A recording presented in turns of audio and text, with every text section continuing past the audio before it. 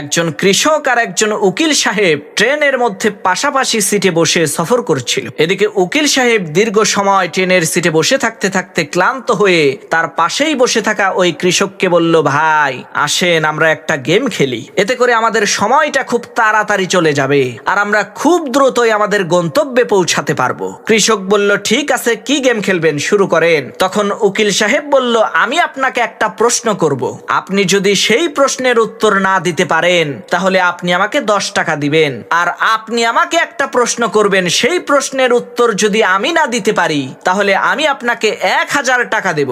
কৃষক বলল, ঠিক আছে, শুরু করেন। উকিল সাহেব প্রথমে প্রশ্ন করলো, ভাই বলেন তো পৃথিবী থেকে চাঁদের দূরত্ব কত?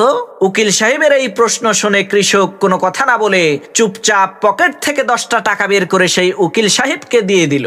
এরপর সেই কৃষক ওই উকিল সাহেবকে প্রশ্ন করলো, ভাই বলেন তো কি এমন জিনিস যেটা 3 পা দিয়ে হেঁটে পাহাড়ের উপরে ওঠে এবং 4 পা দিয়ে হেঁটে পাহাড় থেকে নিচে নামে? কৃষকের এই প্রশ্ন শুনে ওই উকিল সাহেব অনেকক্ষণ চিন্তা ভাবনা করে কোনো কুল কিনারা না পেয়ে বাধ্য হয়ে ওই কৃষককে 1000 টাকা দিয়ে দিল। এরপর ওই কৃষককে জিজ্ঞেস করলো, ভাই এই প্রশ্নের উত্তরটা কি বলেন তো? তখন ওই কৃষক পকেট থেকে 10টা টাকা বের করে ওই উকিলের হাতে দিয়ে বলল, ভাই এই যে নেন আপনার 10 টাকা। উকিল সাহেব অবাক হয়ে বলল, ভাই 10 টাকা দিলেন কেন? প্রশ্নের উত্তরটা দেন। তখন কৃষক বলল, ভাই উত্তর তো আমি নিজেও জানি না, উত্তর জানি না বলেই তো গেমের নিয়ম অনুযায়ী 10টা টাকা দিলাম। তখন উকিল সাহেব কয়, লও ঠেলা, 980 টাকার বাস খাইলাম।